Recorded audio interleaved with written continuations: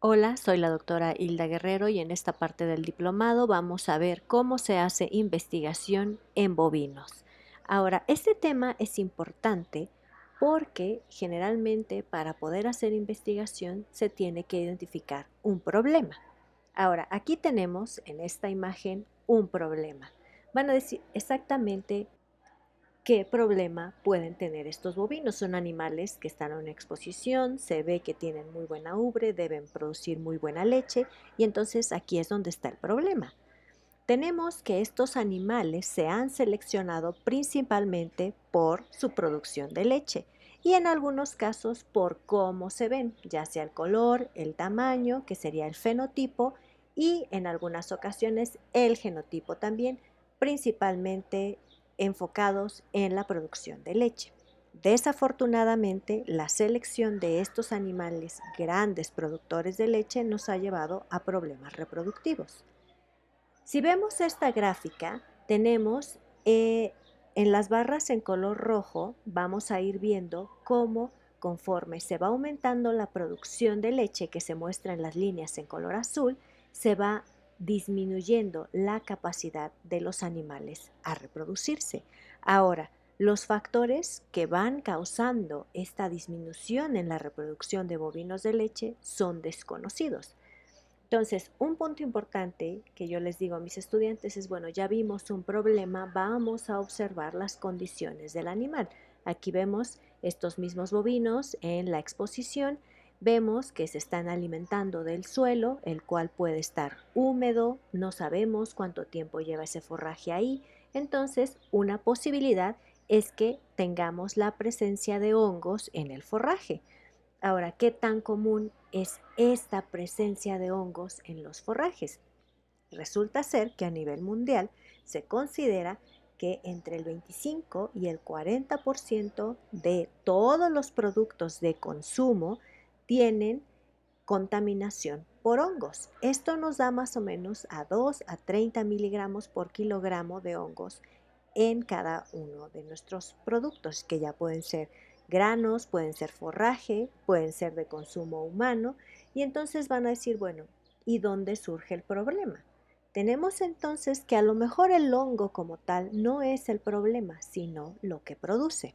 Y en este caso entramos aquí a lo que se conoce como las micotoxinas. Las micotoxinas son metabolitos secundarios producidos por hongos que generalmente están presentes en los alimentos. Ahora, de estos micotoxinas se tienen 500 identificadas que pueden llegar a producir problemas. Entre las más importantes se encuentra el deoxinivalenol. Ahora van a decir, bueno, y si son 500, ¿por qué nos vamos a enfocar en el deoxinivalenol? El deoxinivalenol es una de las que está presente en mayor cantidad junto con la cearalonona, que ya se ha estudiado bastante y que se va ya encaminada a saber exactamente cómo es que funciona, mientras que del deoxinivalenol no se sabe mucho. Ahora también, aparte de la cantidad que está presente, tenemos otro punto importante. El deoxinivalenol es resistente a la congelación y al calentamiento. Quiere decir que, por ejemplo, si yo me voy a comer unos taquitos, el deoxinivalenol va a estar presente en las tortillas, en el cilantro, en los limones incluso, y entonces tenemos que, no importa que yo lo haya cocinado, que haya pasado por este proceso para hacer las tortillas, el deoxinivalenol se mantiene presente y eso es lo que lo hace muy importante al momento de estudiar sus efectos tóxicos. ¿Qué otros puntos entonces son importantes para el estudio de este don en la reproducción o en la salud en general? Tenemos que sus efectos van a variar de acuerdo a la dosis, el tiempo de exposición.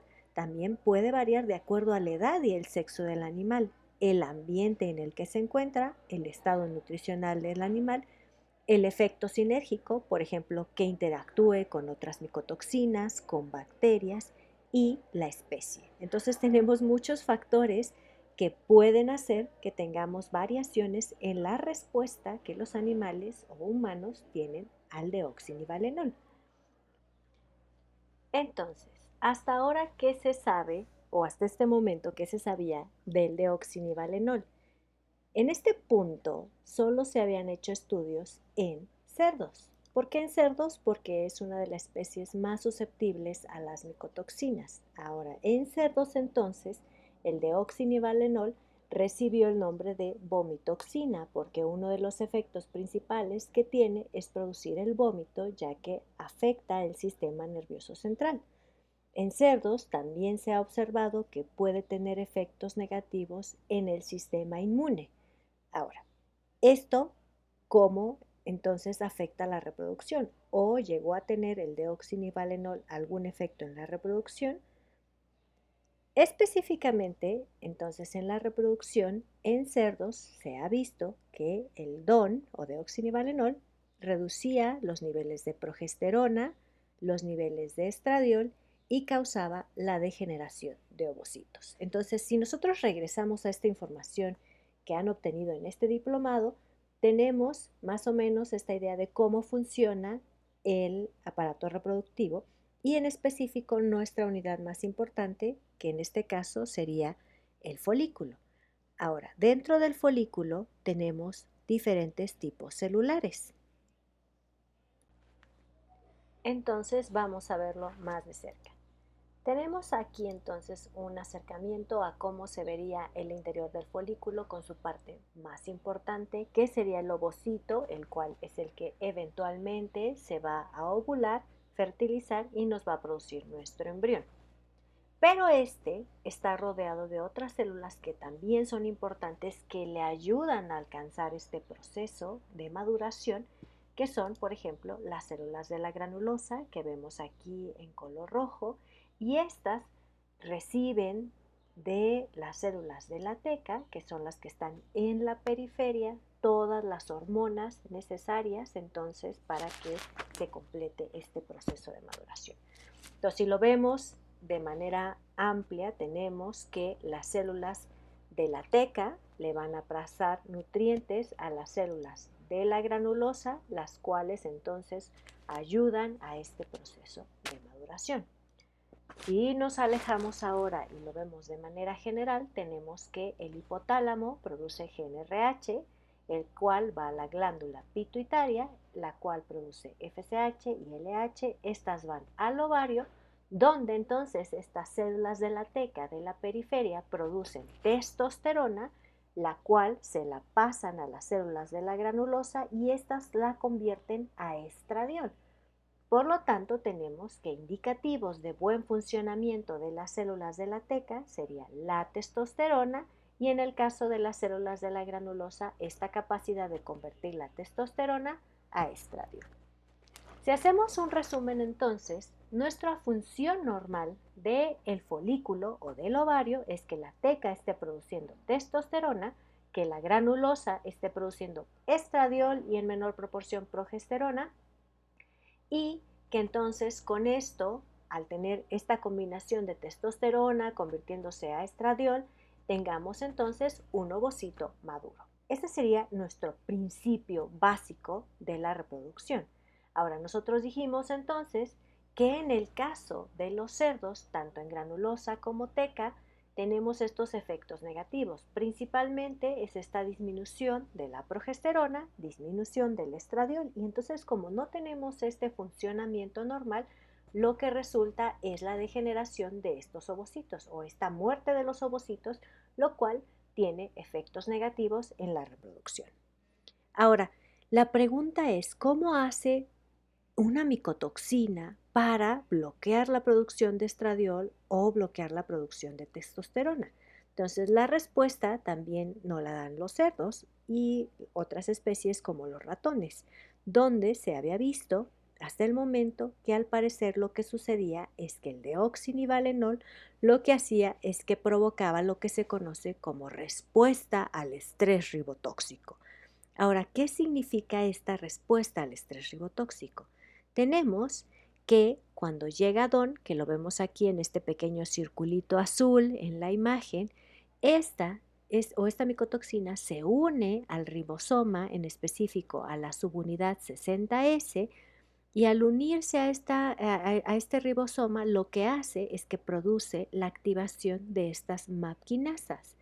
Un ejemplo sería esta activación de ERK y la activación de P38. Ahora, P38 es una MAP quinasa muy importante porque es la que da lugar a la apoptosis, es decir, a la muerte celular. Entonces, viendo toda esta información que tenemos, vamos a hacer nuestra hipótesis. Ahora, para convertir o generar nuestra hipótesis, tenemos nuestras observaciones iniciales. Dijimos que teníamos una vaca que tiene una buena capacidad de producir leche, sin embargo, conforme hemos ido seleccionando a estos animales para mayor producción de leche, vamos viendo esta disminución en la capacidad de fertilidad. Y la pregunta es, bueno, una posibilidad es que sea lo que están consumiendo, que también conforme han ido pasando los años ha habido un aumento de la cantidad de micotoxinas presentes en el alimento. Entonces, es posible que esta contaminación de los alimentos sea la responsable de esta disminución de la fertilidad. Y entonces aquí tenemos nuestra hipótesis, que el deoxinivalenol puede afectar la fertilidad en bovinos. Aquí entonces yo no puedo llegar directamente con una vaca y ponerle muchísimo deoxinivalenol porque tengo que asegurarme primero de que realmente va a haber un efecto negativo en el folículo. Ahora, específicamente en qué secciones del folículo. Como ya lo vimos, lo podemos dividir en tres: las tecas, las granulosas y el ovocito, y así definir si realmente hay un efecto negativo de la micotoxina. Entonces empecemos con las células de la granulosa. Aquí entonces lo que se hizo fue que se probó si este deoxinivalenol podía hacer lo que ya había hecho en cerdos, que era reducir progesterona, reducir estradiol a través del estrés ribotóxico. ¿Cómo se hace un cultivo entonces de las células de la granulosa? Aquí vamos a iniciar entonces con nuestros experimentos in vitro, que son los primeros que se hacen. En este caso se obtienen ovarios de rastro, los cuales entonces, si no tienen ninguna anormalidad, es decir, que presenten patologías, si son ovarios normales, los vamos entonces a diseccionar, vamos a obtener cada uno de los folículos. Estos folículos se rompen en una caja Petri, de ahí se pasan a través de un filtro y lo que obtenemos es un líquido que está lleno de células de la granulosa. De aquí se hace un conteo de células de la granulosa y se ponen en estos platos de cultivo, en este caso de 24 pozos, donde van a estar 6 días y se van a realizar los tratamientos, en este caso con micotoxinas. Entonces vamos ahora a pasar a lo que se conoce como el diseño experimental. Tenemos que nuestro objetivo es determinar si estas células de la granulosa se afectan con la micotoxina. Por lo tanto, vamos a trabajar un control que van a ser células que están en condiciones ideales, es decir, tienen suficientes nutrientes, tienen hormonas normales para su desarrollo, y a estas entonces se les va a agregar un vehículo. En este caso el vehículo es la sustancia en la que se diluyó la micotoxina, entonces nada más para asegurarnos de que el vehículo no tenga ningún efecto, y adicionalmente vamos a tener la micotoxina. Ahora, como no sabemos qué dosis pueden tener efectos en los bovinos, vamos a utilizar 3 dosis iniciales. En este caso se decidió por 1, 10 y 100 nanogramos. Y entonces, tomando en cuenta nuestra información de los cerdos, sabemos que podrían afectarse los niveles de progesterona, estradiol, y que eventualmente esto nos va a llevar a la degeneración de ovocitos. Entonces, nuestros puntos importantes para revisar en estas células de la granulosa es ver cómo está su producción de estradiol y progesterona. Con la misma idea, entonces, dijimos que posiblemente este efecto negativo es a través del estrés ribotóxico. Entonces, para medir nosotros el estrés ribotóxico, lo más fácil es medir estas MAP-quinasas que están activadas durante el estrés ribotóxico. En este caso, sería la proteína P38, que nos da la muerte celular, y ERK. Ahora, nuestro punto final entonces sería asegurarnos de que realmente las células estén muriendo y para esto vamos a utilizar la técnica de citometría de flujo para determinar si las células están vivas, en proceso de apoptosis o ya apoptóticas. ¿Qué obtenemos entonces de resultados? Vamos a ver aquí nuestro primer punto de resultados. Queríamos ver si la adición de esta micotoxina en diferentes dosis nos produciría esta reducción de los niveles de estradiol y progesterona de las células de la granulosa. Entonces, en la figura superior tenemos los niveles de estradiol y en la parte inferior los niveles de progesterona. Ahora, si se fijan en ambos, con una dosis de 100 nanogramos por mililitro de la micotoxina, tenemos esta reducción estadísticamente significativa de la producción de ambas hormonas.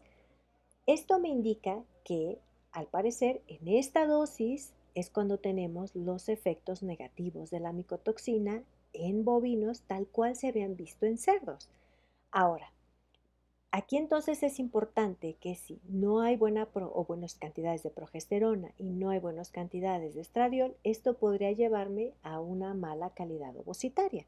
Pero la pregunta es, ¿lo están haciendo a través del estrés ribotóxico como ya se ha establecido en otras especies? Entonces, aquí el punto fue medir ahora las MAP quinasas. En este caso tenemos en el lado izquierdo ERK y en el lado derecho P38. Entonces, lo más importante para nosotros es P38 porque esa es la que lleva a las células a la apoptosis. Y si se fijan, tenemos que cuando las células están expuestas 30 minutos y 60 minutos a la micotoxina, hay un aumento estadísticamente significativo de P38, lo cual entonces aquí tenemos podría indicar que estas células están en proceso de apoptosis. Ahora, valdría la pena entonces verificar que realmente las células estén muriendo. Aquí entonces vamos a ver nuestro punto final, que sería la apoptosis, y vemos que cuando las células son tratadas con los 100 nanogramos por mililitro de DON, hay un aumento estadísticamente significativo en el número de células apoptóticas. Entonces, con esto tenemos el primer artículo que se generó, que fue este de los efectos de la micotoxina de oxinivalenol en la esteroidogénesis, es decir, en la producción de progesterona y estradiol, y la apoptosis en las células de la granulosa. En este artículo nosotros concluimos que en teoría el deoxinivalenol va a estar presente en la sangre de los animales, va a llegar entonces al ribosoma, se va a unir a esta subunidad 60S y de ahí se van a producir ERK y P38. Y ahora, al aumentarse los niveles de P38, lo que va a suceder es que vamos a tener la apoptosis de las células de la granulosa. Ahora, aquí tenemos un problema. Estamos hablando de que son células in vitro donde solamente estamos cultivando granulosas en las mejores condiciones. Sin embargo, dijimos que nuestro folículo tiene también células de la teca, que son las primeras que deberían recibir la micotoxina porque en el folículo es la teca la que está irrigada. Ninguna de las otras, las células de la granulosa ni el ovocito, reciben flujo sanguíneo, solamente la teca. Entonces, si tenemos que la micotoxina está en la sangre, esto indicaría que la teca debe recibir primero la micotoxina y de ahí tener efectos negativos que se le van a pasar a las células de la granulosa. Aquí entonces tenemos este problema. Necesitamos también identificar si hay efectos negativos en la teca y en el mismo año en el que publicamos estos resultados salió este artículo, donde hicieron una evaluación de estos bovinos de leche a la micotoxina de oxinivalenol y cuánto de esto, de lo que consumían los animales, se pasaba a sangre. Ahora, en este artículo, entonces lo que hicieron es que tenían un animal que consumía cierta cantidad de deoxinivalenol. Entonces aquí tenemos nuestro primer update o nuestra primera nueva información que recibíamos adicional de estas micotoxinas y ellos concluyeron esto. Tenemos que Cuando el animal consumía deoxinivalenol, debido a que los bovinos poseen el rumen, ellos encontraron que las bacterias en el rumen transformaban este deoxinivalenol a un metabolito llamado DOM, que es el dihipoxideoxinivalenol. Ahora, esta transformación de nuestra micotoxina a un metabolito cambiaba nuestra perspectiva, porque entonces a lo mejor ya no era tan relevante. Ahora, ¿qué más publicaron en este artículo? Ellos encontraron que, por ejemplo, si un animal consumía 2.6 miligramos por kilogramo de micotoxina, en la sangre iba a tener 1.35 nanogramos por mililitro de la micotoxina y 20.7 nanogramos por mililitro del metabolito en la sangre, 20 veces más. Además, ellos también encontraron que al llegar al folículo, el folículo dejaba entrar la micotoxina o el metabolito y no le permitía salir. Por lo tanto, los niveles en el folículo eran muchísimo más altos que los encontrados en sangre. Tenemos entonces que el folículo presentaba 2 nanogramos de la micotoxina, mientras que del metabolito presentaba hasta casi 90 nanogramos. Adicionalmente, se hizo este estudio químico donde vieron que esta transformación de la micotoxina por las bacterias en el rumen al metabolito hacía que perdiera su capacidad tóxica. Entonces, estábamos aquí con este nuevo problema.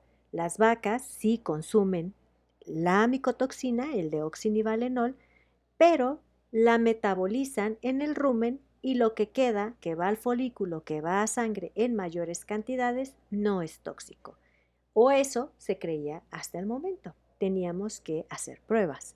Entonces, con esto nosotros nos fuimos a las células de la teca, ya dijimos, porque son las primeras que van a recibir la micotoxina, y decidimos probar si la micotoxina y el metabolito tenían algún efecto negativo. Ahora, como son células de la teca, su principal función, dijimos, es la producción de testosterona. Teníamos que ver entonces si tanto la micotoxina como el metabolito trabajaban a través del estrés ribotóxico y si esta afirmación de que el metabolito no es tóxico era verdadera. Entonces, para esto entonces se realizó un cultivo de células de la teca in vitro, igual se obtienen ovarios de rastro, se hacen pequeños cortes en cada uno de los folículos y se diseccionan solamente esta membrana que contiene las células de la teca. Esta membrana entonces se incuban con colagenasa para separar a cada una de las células, se hacen lavados por centrifugación y lo que se obtiene es un pellet rico en células de la teca. Ahora, ¿cuál fue nuestro diseño experimental? Van a ver que es muy similar a lo que habíamos hecho con las células de la granulosa. Tenemos entonces que para las células de la teca igual se utilizó el control, el vehículo y el vehículo donde se le adicionó la micotoxina o en este caso también el metabolito y iniciamos con las dosis que habíamos probado primero en las células de la granulosa con nuestro objetivo de medir en este caso testosterona. Lo mismo sucedió entonces para revisar la vía del estrés ribotóxico, que sería ver principalmente P38 para ver si estaba ocurriendo entonces la apoptosis, que igual íbamos a medir con citometría de flujo. Ahora, para los resultados entonces en este caso tenemos dos variantes. Tenemos la micotoxina, que sería DON, los cuales vamos a ver en negro, y tenemos el metabolito DOM1 o el dihipoxideoxinivalenol en color gris. Ahora vamos a ver entonces los resultados. Punto número 1. Medimos testosterona. Iniciamos con las mismas dosis que habíamos probado en la granulosa con la micotoxina y para nuestra sorpresa, todas las dosis, la de 1, la de 10 y la de 100 para ambos deoxinivalenol y su metabolito DOM reducían la producción de testosterona de estas células de la teca. Entonces decidimos irnos un poquito para atrás, reducir todavía más las dosis para ver dónde iniciaba este efecto tóxico. Ahora, Volviendo aquí entonces, tenemos que, si observamos en color gris, vemos que el punto tóxico para el metabolito pareciera empezar en 0,5 nanogramos y 1 nanogramo por mililitro. Ahora, esto está muy interesante porque tenemos que el metabolito considerado no tóxico tiene esta capacidad de reducir la producción de testosterona en las células de la teca. Y como ya dijimos, testosterona en la teca es nuestro marcador de salud o eventualmente de la viabilidad del ovocito. Entonces aquí nuestra pregunta es, bueno, si tiene la capacidad de reducir testosterona, ¿puede matar a las células? Nos saltamos un poquito y la respuesta es sí.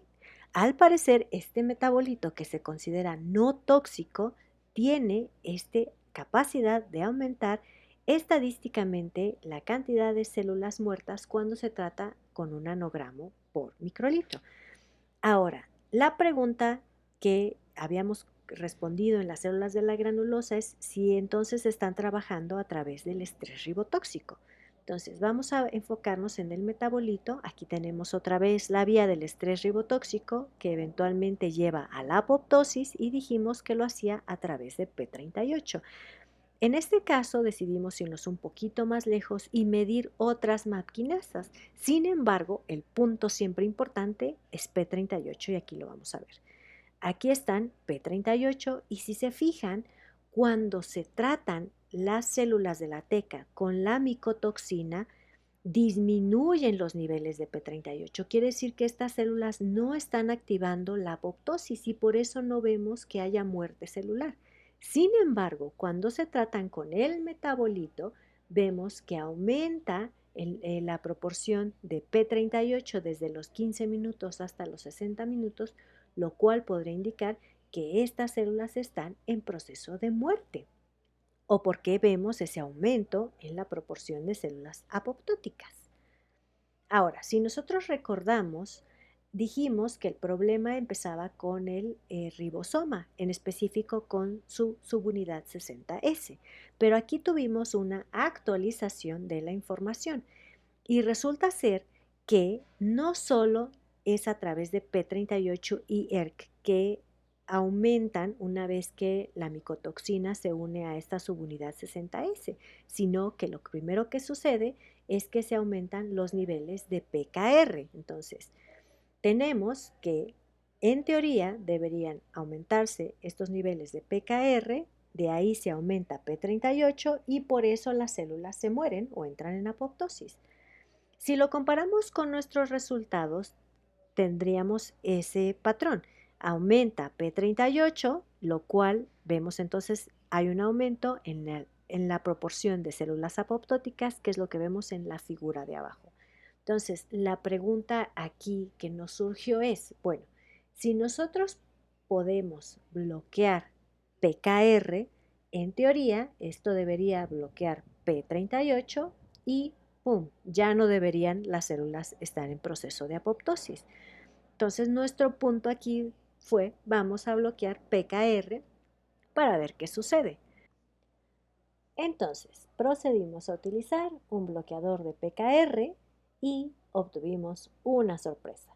Primero medimos P38 para ver si era cierto que realmente PKR es el encargado de medir o de regular P38.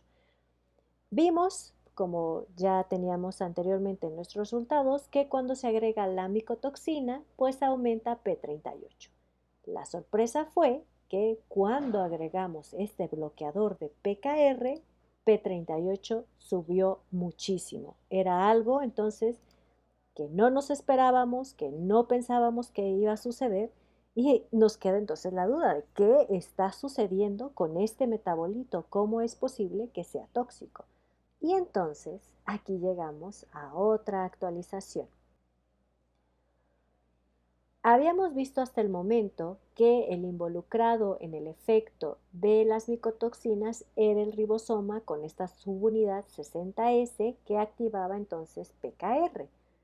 Pero en una actualización encontramos que también puede suceder efectos en este P38 a través del estrés del retículo endoplásmico. Entonces resulta ser que el retículo endoplásmico produce lo que se conoce como PRKRA, el cual está por debajo de PKR y de ahí se regula P38 y ERK.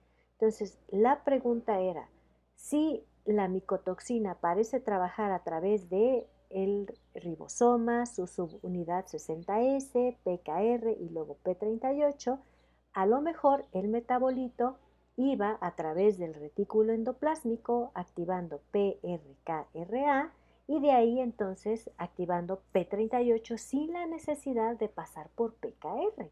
Entonces, primero dijimos vamos a medir PRKRA en nuestras células. Entonces, hicimos esta comparativa de la micotoxina contra el metabolito y encontramos que efectivamente cuando se coloca el metabolito solamente sube PRKRA en estas células tratadas. Cuando están con la micotoxina no hay cambios. Entonces podría indicar aquí que es a través de este retículo endoplásmico y esta vía que las células están entrando en este proceso apoptótico. Entonces, el punto ahora era bloquear PRKRA para ver si realmente era esto lo que estaba sucediendo. Entonces, aquí lo que hicimos es bloquear este PRKRA y si se fijan, cuando se coloca este inhibidor, vemos entonces que disminuye la expresión de P38. Aquí entonces tenemos este punto muy interesante donde vemos que a pesar de que vienen de lo mismo, es decir, tenemos una micotoxina y su metabolito que se consideraba no tóxico, actúan a través de vías diferentes para producir respuestas diferentes en el mismo animal. Entonces, esto lo publicamos en este artículo que es el metabolito de la micotoxina de oxinivalenol, aumenta la apoptosis y disminuye la esteroidogénesis, que en este caso sería la producción de testosterona en las células de la teca de bovinos. Entonces, nosotros llegamos a este punto. Tenemos que, en teoría, el metabolito DON lo que hace es que llega a la subunidad 60S del ribosoma, este actúa sobre PKR o aumenta PKR y PKR entonces va a regular a P38 y no estamos muy seguros de cuáles sean los efectos de la micotoxina en las células de la teca. Sin embargo, lo que sí sabemos es que una vez que llega el metabolito, este va a través del retículo endoplásmico causar estrés. Este va a actuar entonces a través de este PKR-KR que está por arriba de PKR nada más y aquí vamos a tener que se aumenta la cantidad de P38 y con esto la apoptosis.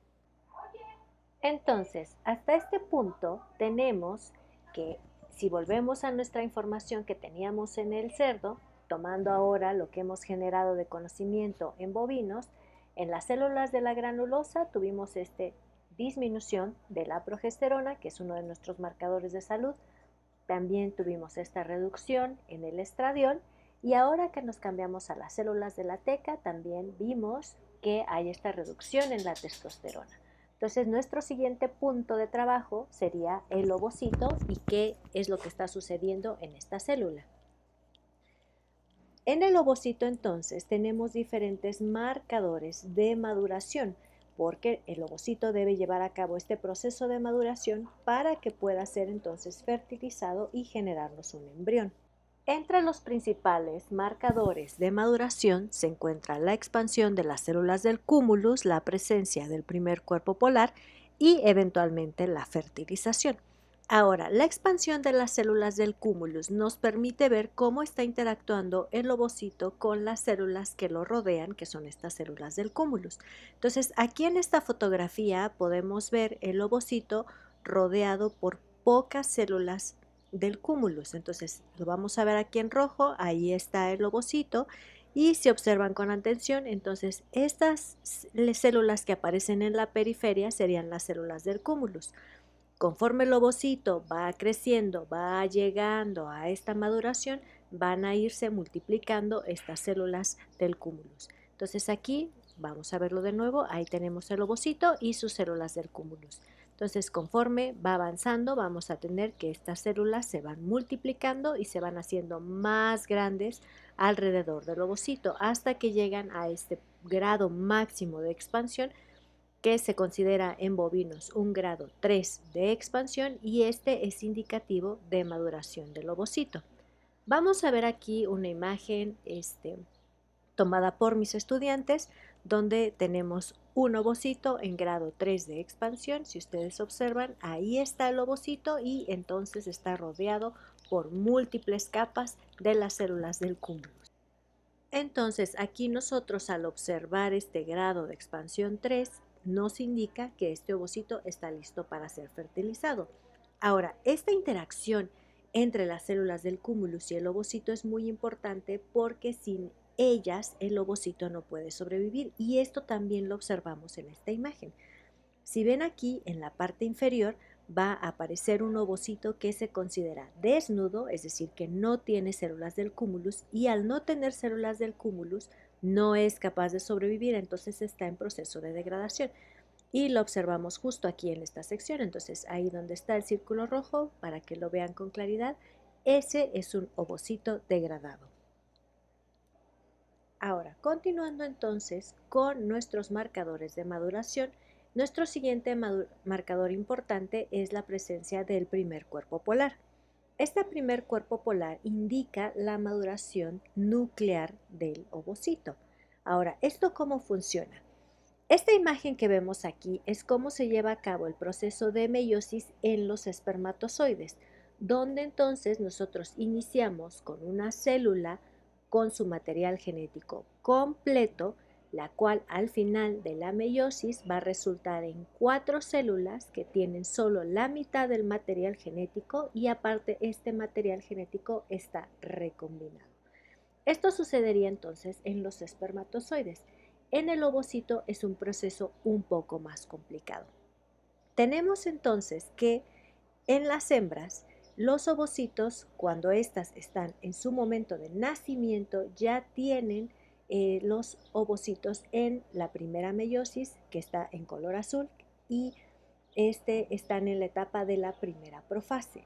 Ahora, eventualmente entonces estos van a reiniciar este proceso de meiosis cuando la hembra entre a la pubertad. Entonces, una vez que entra a la pubertad, sigue este proceso de división celular donde en lugar de generarme 2 células en la primera meiosis, solo me va a generar una sola célula, la cual contiene su primer cuerpo polar, que lo estamos viendo ahí, y entonces esta segunda cadena de células desaparece.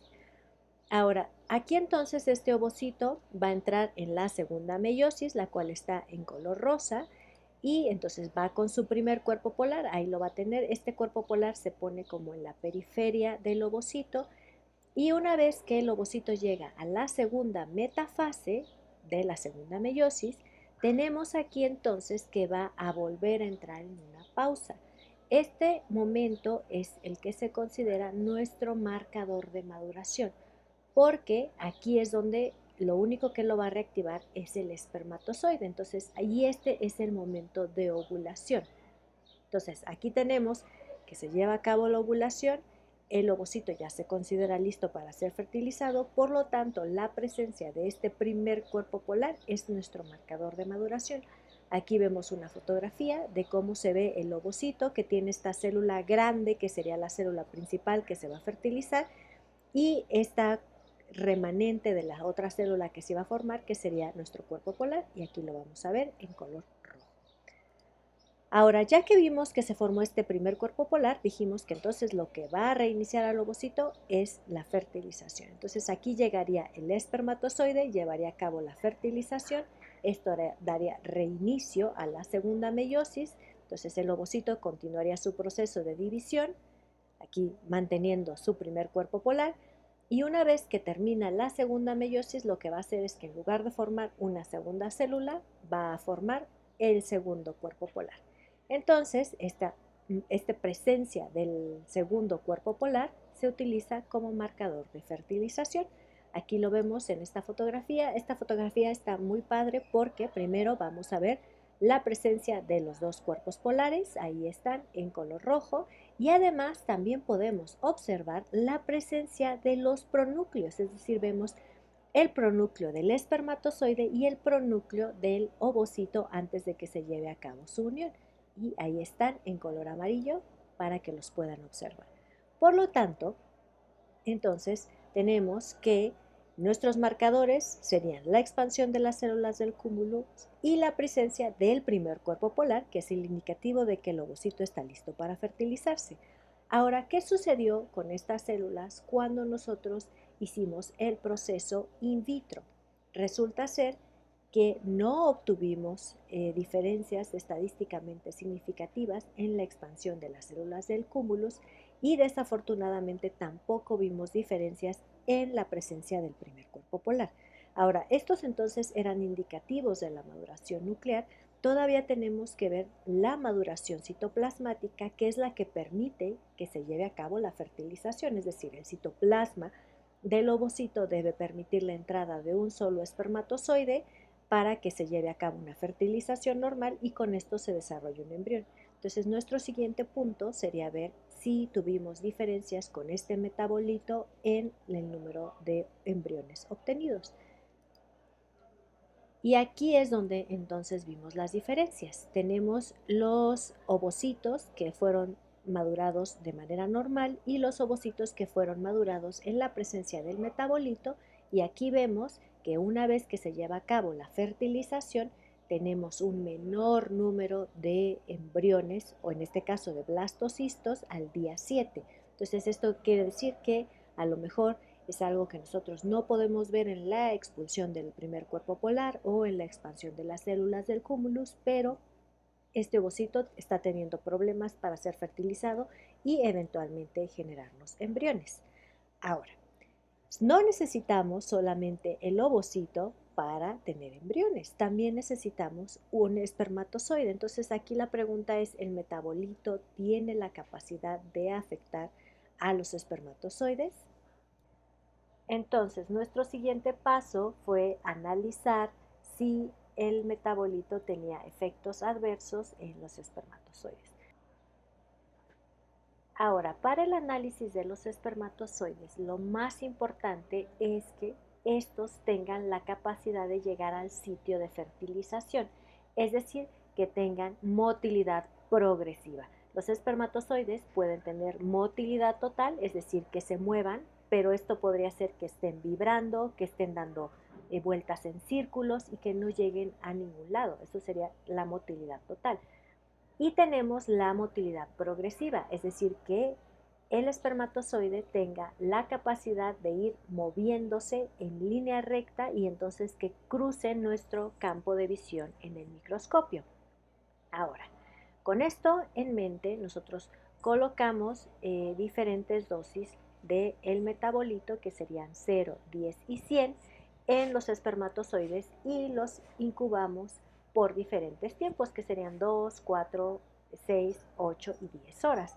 Ahora, si ustedes ven la gráfica, en color azul tendríamos los espermatozoides que no tuvieron el metabolito, y es normal que conforme va pasando el tiempo tengamos esta disminución de la motilidad progresiva. Sin embargo, cuando se agregaron las dos dosis del metabolito, la de 10 y la de 100, vemos una disminución drástica de esta motilidad progresiva. Quiere decir que se está afectando esta capacidad de llegar al sitio de fertilización. Vamos a ver aquí unos videos de cómo se ve o cómo se vio afectada esta motilidad progresiva. Aquí iniciamos, si ustedes ven, se ven los espermatozoides que se están moviendo, están vibrando, y conforme va pasando el tiempo con la presencia de la micotoxina, estos dejan de moverse, ya nada más están en el mismo lugar y se van muriendo. Tenemos una disminución en la cantidad de espermatozoides hasta que eventualmente pierden casi por completo su motilidad y ya tenemos puros espermatozoides muertos. Ahora, con esto entonces tenemos información generada en bovinos y tenemos suficiente evidencia de que el metabolito, al menos in vitro, está causando efectos negativos. Por lo tanto, ya con esta información podemos pasar a los animales directamente. Entonces podemos iniciar con estos experimentos in vivo, porque hasta el momento hemos visto a cada una de las células reproductivas de manera aislada. Vimos a las células de la granulosa, a las células de la teca, al ovocito y al espermatozoide. Pero en el animal van a tener esta interacción muy grande entre ellas que podría compensar estos efectos negativos de la micotoxina. Por lo tanto, ahora ya podemos pasar a los animales a hacer estos experimentos in vivo para ver si estos efectos se replican ya en el animal. Para estos experimentos, entonces, necesitamos información básica, vamos a realizar protocolos de sincronización y vamos a utilizar la técnica del Ovarium Pickup, que sería la técnica de OPU. Esta técnica nos permite entonces realizar la aspiración de ovocitos guiados por ultrasonido, entonces es en animales vivos. Aquí vamos a ver un video de cómo se realiza la técnica, vemos la imagen del ultrasonido. Si ustedes ven, en el centro tiene estos puntos que son el indicativo de dónde va a entrar la aguja. Entonces aquí lo vamos a ver, disculpen la calidad de la imagen, es una que tomamos en caballos. Entonces se alcanza a ver ahí cómo entra la aguja a nuestro folículo más grande y va aspirando todo el contenido folicular. Después se va a filtrar y se va a obtener el ovocito que estaba presente en ese folículo. Y eso sería la técnica del Ovarium Pickup. Entonces, vamos a iniciar con el primer experimento que involucra este Ovarium Pickup, pero ahí me gusta llamarlo Ovarium Pickup a la inversa. Lo que hicimos entonces es que utilizamos tanto el ultrasonido como la aguja, pero en lugar de aspirar el folículo, nosotros hicimos una inyección intrafolicular en los cuales tuvimos dos grupos. Tenemos entonces el vehículo, el cual es la sustancia que se utilizó para diluir el metabolito, que sería nuestro otro grupo. Entonces, el grupo control sería el vehículo solo y el tratado sería el vehículo que contiene el metabolito.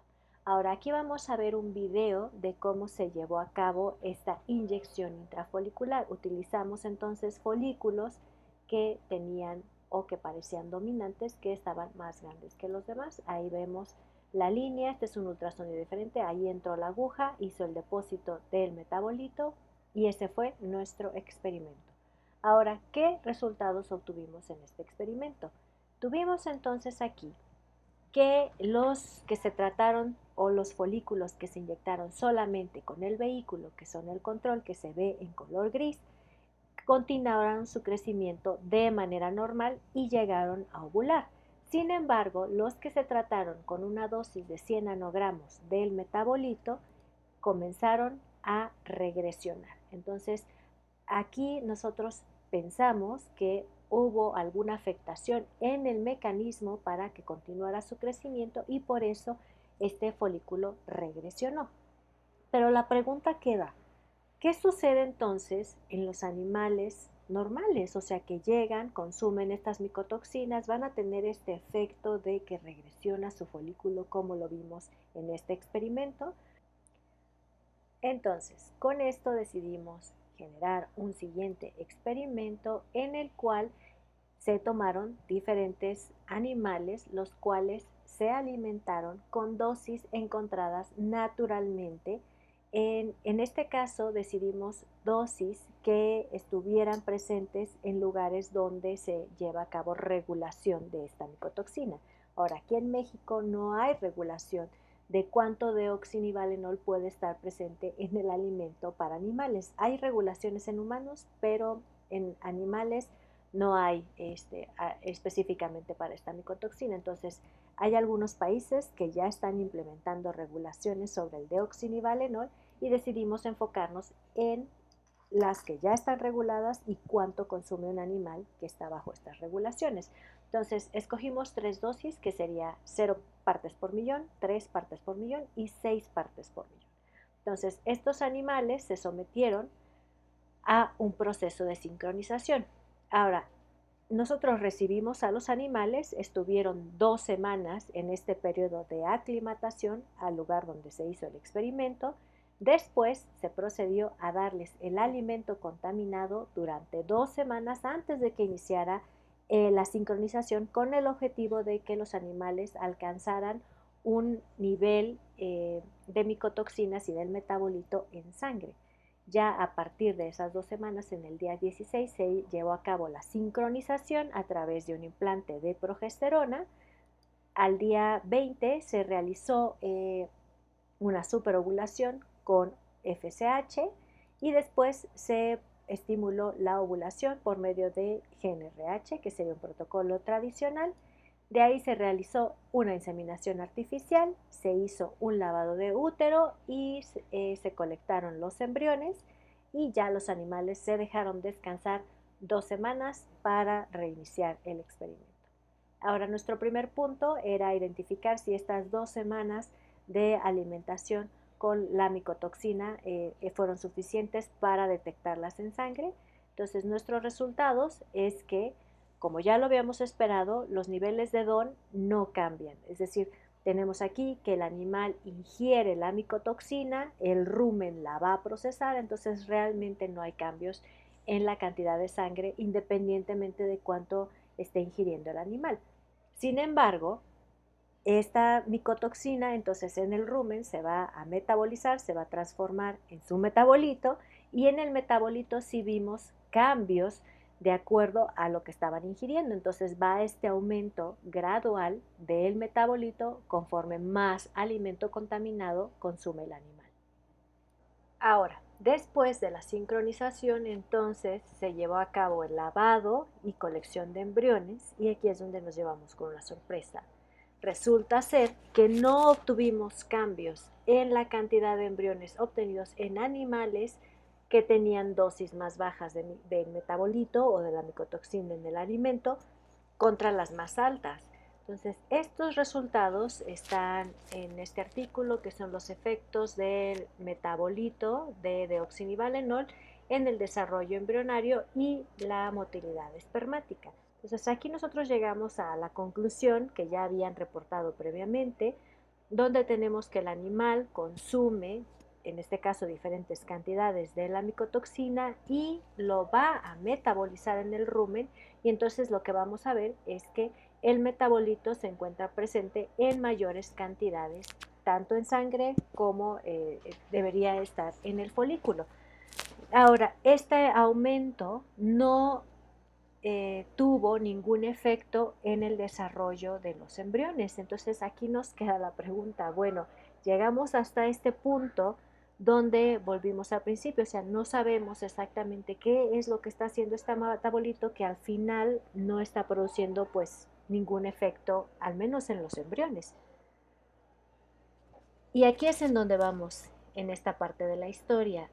Resulta ser que se encontró que las células tienen un mecanismo de defensa conocido como autofagia, en la cual lo que hacen es que detectan, por ejemplo, algún organelo que esté dañado, bien podría ser el ribosoma, y lo que hacen es que lo envuelven en una cápsula y lo degradan, y con esto la célula se salva de la apoptosis. Entonces es un mecanismo adicional que utilizan estas células para evadir la muerte. Ahora la pregunta es, ¿puede estar esto sucediendo en las células in vivo y que por eso no estamos viendo estos efectos negativos tan marcados del metabolito? Y aparte, tenemos el problema de que la teca se considera una célula extremadamente resistente, se le pueden agregar muchísimas cosas y nada parece matar a estas células ya in vivo. Entonces, aquí nosotros nos decidimos a buscar si este mecanismo de autofagia estaba presente en las células de la teca. Y lo que encontramos realmente nos sorprendió. Aquí vamos a ver que hicimos tinciones de las células de la teca en situación control, es decir, sin la presencia del metabolito, y cuando agregábamos el metabolito. Entonces, aquí en esta imagen voy a nada más marcarle las células que están tratadas con el metabolito. Esta sería nuestro campo de luz nada más. Son las células, ahí las vemos de manera normal.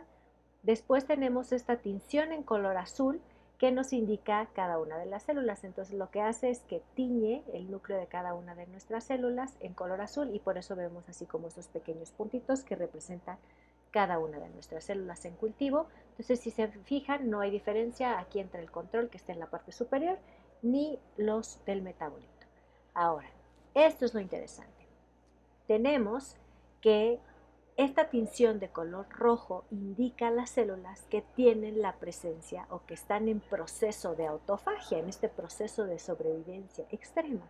Ahora, si se fijan, las células control no presentan esta fluorescencia roja, mientras que las que se tratan con el metabolito tienen esta respuesta exacerbada a este producto de la micotoxina y por lo tanto activan este proceso de sobrevivencia y logran desactivar el mecanismo que los lleva hacia la apoptosis. Y aquí vemos la comparativa de cómo se ve el número de células contra cada una que expresa esta autofagia.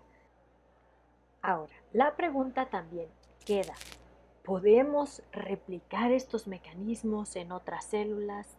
¿Hay otros mecanismos involucrados aparte de la autofagia? Entonces aquí llegamos a donde vamos en nuestra investigación. Estos son nuestros últimos 2 artículos que tenemos sobre el tema. Tenemos uno adicional que estamos preparando y esperamos eventualmente poder ayudar a los problemas reproductivos, a lo mejor ya no desde el punto de vista de las micotoxinas, sino de cómo las células responden a estos efectos negativos del ambiente para sobrevivir y poder transferir entonces estas capacidades de sobrevivencia al ovocito, a las granulosas, a los espermatozoides. Entonces, como nuestro punto de investigación es realmente las vías de señalización, nuestro equipo de trabajo hace protocolos nuevos, por ejemplo, de maduración en todas las especies domésticas. También tenemos proyectos para criopreservación del semen. Estas vías de señalización también las aplicamos para la conservación de especies exóticas. Entonces, nuestra línea de investigación está muy amplia. Siempre invitamos a gente nueva que quiera hacer investigación, que quiera trabajar en algo nuevo. Está nuestro contacto. Nuestro grupo es Biotecnologías y Reproducción Animal, VIRA, y estamos en Ciudad Universitaria, en la UNAM. Actualmente tenemos colaboración con la Universidad Autónoma de Zacatecas, con el INRA en Francia, con la Clínica Veterinaria del Centro de Quebec, con la Universidad de Montreal. Estos últimos 2 están en Canadá. Entonces tenemos diferentes tutores de acuerdo al área de investigación y como ya les mencioné, trabajamos en todas las especies domésticas, incluyendo aves. Muchas gracias por su tiempo y por su atención.